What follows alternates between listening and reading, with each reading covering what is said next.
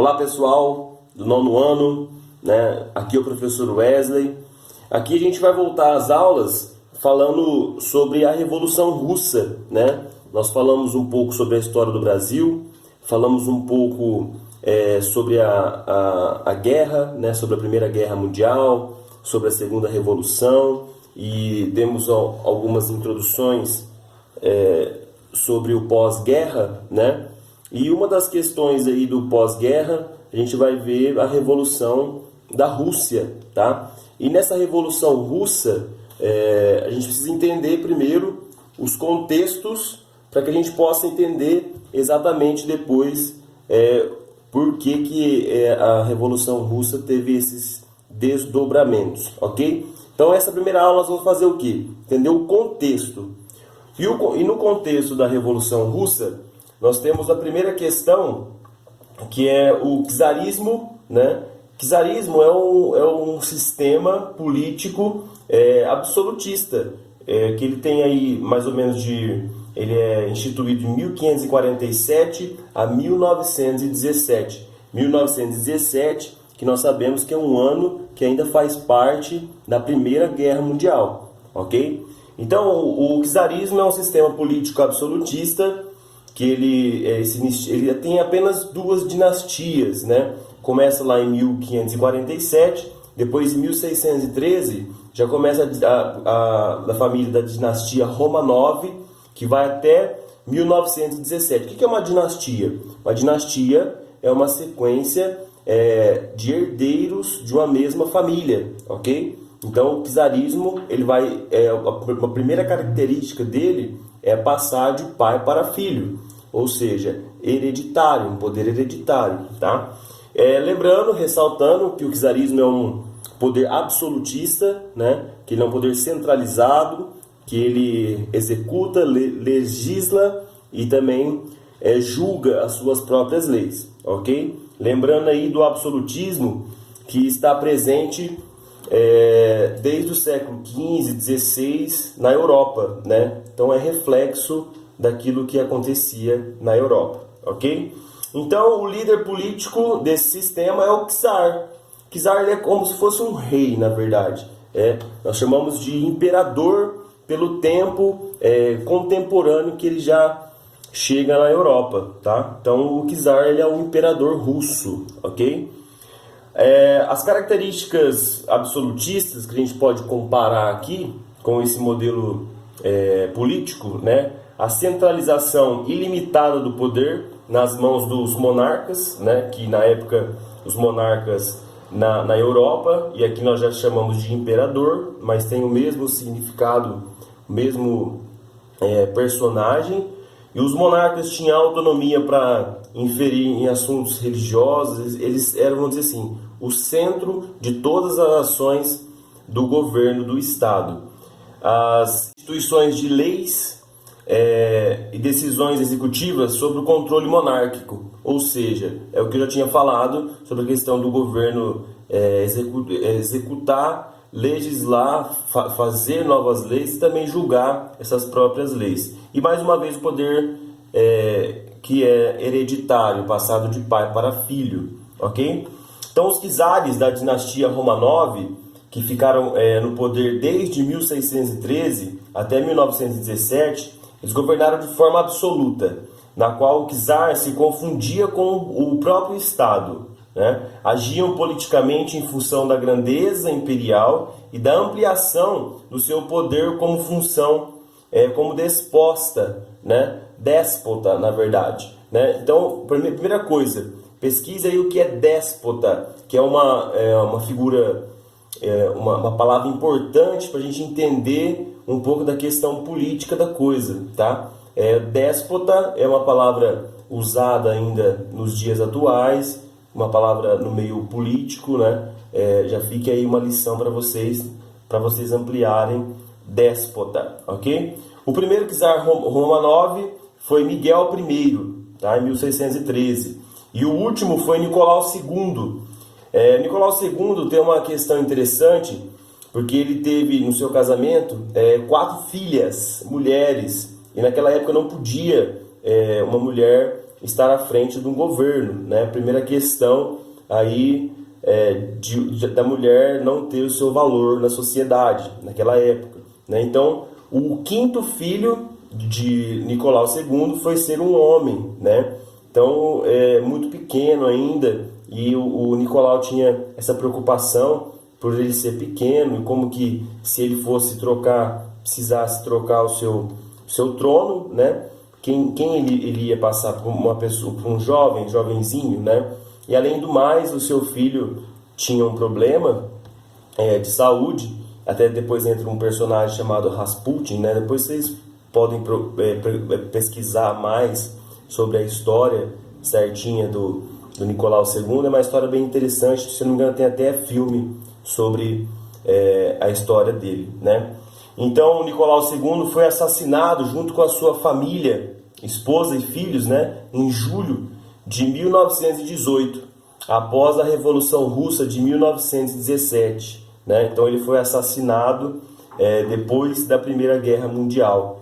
Okay? O czarismo era um regime bastante parecido com o absolutismo, ou seja, o czar russo, Nicolau II, não fornecia as mínimas condições necessárias para o estabelecimento das indústrias e a permanência de um arcaico sistema de produção agrícola, nitidamente feudal, retardava a modernização do país. Então, uma coisa importante, ainda no século XIX, depois da Segunda Revolução Industrial, que a gente viu sobre as grandes inovações, eles ainda havia um sistema arcaico de produção agrícola, né? Então, olha só, o apogeu, o auge da Revolução Industrial, aquela murmurinho por toda a Europa e tudo mais, e eles ainda atrasados.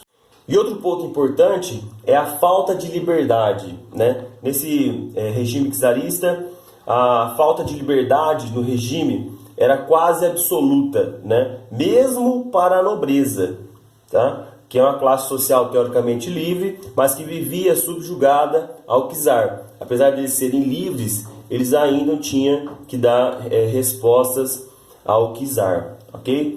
As pressões com esse tipo de regime não demoraram para acontecer. Imagina você viver num sistema feudal, né? Só com produções agrícolas, sem avanços tecnológicos, e você ainda não ter a liberdade.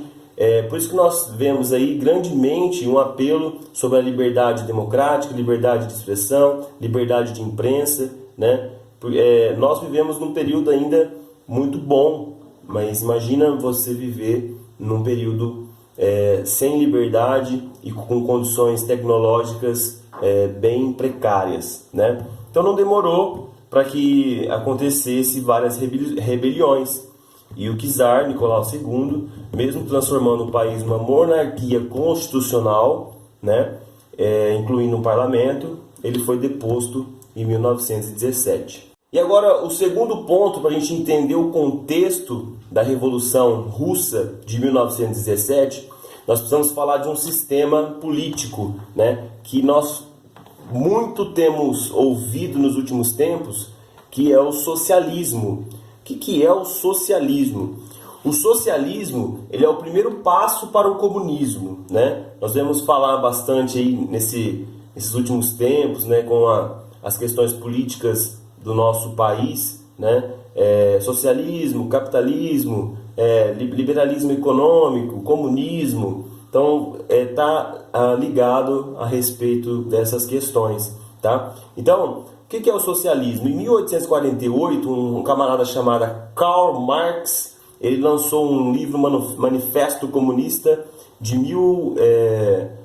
vamos dizer assim, num período onde que a Revolução Industrial estava transformando a sociedade e a sociedade estava saindo da produção rural e indo para ser assalariado dentro das grandes fábricas, nas cidades fabris, né? Onde tinha essa questão do homem, do proletariado, né? Agora do assalariado ser ligado a um chefe lá de indústria, né? E o que o socialismo diz para nós, né? O que é o socialismo? O socialismo ele é um sistema político e econômico que teve ascensão entre o final do século XVIII e a primeira parte do século XIX, e que tem como essência o princípio de igualdade.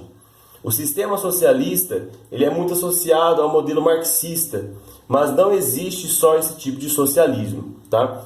O marxismo ele é o pontapé inicial para essa questão do socialismo, que ele fala sobre essa questão da igualdade, ele fala sobre a questão do enfrentamento entre as classes sociais. Tá? As principais características do socialismo primeiro, a igualdade da divisão de bens entre a sociedade, a divisão igualitária dos bens na sociedade. Segunda característica, o poder centralizado no Estado, inclusive controlando os meios de produção, ok? Outra característica, a ausência de competição de lucro, tá? Nós sabemos aí que a Revolução Industrial levantou essa questão da competição, da rivalidade, nós comentamos isso já em sala de aula. E o quarto ponto é a ausência de divisão de classes, né? Que não tem classe social, rico, pobre, para você ter uma questão igualitária na sociedade. São questionamentos, é um modelo político questionável, né? Nós temos as pessoas que estão a favor, mas temos muitas pessoas que são contras, né? Porque a questão de você ter uma igualdade de classe, imagina se você, uma pessoa que acorda todo dia, 6, 7 horas da manhã para trabalhar, vamos dizer assim, luta por aquilo que você procura, e nessa questão da igualdade de classe, ela não vai por essa questão da meritocracia. Você vai trabalhar e depois vai ser uma divisão, vamos dizer assim, igualitária. Mas enfim, como funciona o socialismo? Segundo as ideias socialistas, o poder é centralizado na mão do Estado. A população trabalharia normalmente, porém em empresas estatais, regulamentadas e fiscalizadas pelo Estado. Desta forma, o salário de todas as pessoas seria praticamente o mesmo. Todos receberiam a mesma quantidade que seus vizinhos, parentes, amigos e outros. Outro ponto a destacar é que não havia diferenças sociais entre a comunidade. Os serviços de educação, saúde e transporte também seriam públicos, né? O socialismo, a questão do surgimento, né? As ideias socialistas surgiram no final do século XVIII, início do século XIX, no contexto das implantações das grandes indústrias com a Revolução Industrial. Com a transformação da sociedade na dinâmica industrial, os operários estavam trabalhando em péssimas condições, sem perspectiva de mudança. Foi neste momento que os pensadores socialistas começaram a imaginar um regime político em que não existisse desigualdade social, ok? Então, o socialismo é essa questão de pregar essa questão de igualdade, de igualdade social, né? Mas nós precisamos pensar o seguinte: um capitalista, aquele dono de fábrica que, vamos dizer assim, que é colocado para o socialista como opressor, né? Para que haja essa igualdade, alguém precisa ser maior que o dono das empresas. Alguém precisa ser maior que o capitalista. Aí que está o X da questão, né? Para você ser maior que o dono da empresa, para você ser maior que o capitalista, você precisa de um poder gigantesco, que aí é onde entra o poder do ditador, né? Então, se nós analisar esses países comunistas, né, dos dias de hoje, né, o Partido Comunista da China, né, da Coreia do Norte, de Cuba, né, nós vamos ver que nós temos um líder, um ditador que está acima de toda a população, de todo o sistema social, ok? Lembrando que essa aula, quando a gente fala de socialismo, liberalismo econômico, né, a gente está aqui como professor, a gente não está nunca falando o que é certo e o que é errado, né, ok? Eu tenho uma visão sobre o assunto, se a minha particularidade sobre socialismo, sobre capitalismo, né? Mas o que eu estou aqui é para passar para vocês o que é, ok? Então, o socialismo é esse sistema econômico, né, centralizador, né, com a gente vê essa questão do aparelhamento das instituições, né? Essa questão de um líder estar sobre os outros. E aí, se você quiser saber mais sobre essa questão política da coisa, né? Aí você tem que pesquisar, procurar saber o que você acha como o melhor sistema ou não, né? Nós temos aí um sistema, um modelo ao contrário do socialismo, que por exemplo, dos Estados Unidos, né, que é um modelo capitalista, que aí vocês analisam e tiram suas conclusões, o que é melhor ou o que faz parte do seu pensamento filosófico. E para a gente finalizar, eu gostaria que vocês levantassem em poucas linhas aí, que vocês entenderam sobre esses minutos que nós tivemos aqui de aula, ok? Pessoal, essa foi a nossa primeira aula. Esses dois pontos importantes, o czarismo e o socialismo, que são a base para nós entendermos a Revolução Russa no século XIX, ok? Então, lembrando aí, o czarismo de 1547 a 1917, né? Com o final aí com Nicolau II, que nós vamos ver a morte dele depois. E essa questão do socialismo, por que esses dois são importantes, né? Primeiro, porque era o modelo histórico que a Rússia passava, do czarismo, né? E segundo, que é o socialismo, que trouxe essa questão dessa revolução, porque eles não tinham um sistema igualitário, então eles buscavam por igualdade, buscavam por liberdade, né? Então o socialismo foi aquele motivador da Revolução da Rússia em 1917, ok? Então esse sistema foi o que motivou, o que levou depois nós vamos ver as pessoas, nós vamos ver como que foi que aconteceu essa revolução, mas inicialmente entender o que é o modelo czarismo e entender o que é o socialismo para a gente poder posteriormente entender a Revolução Russa.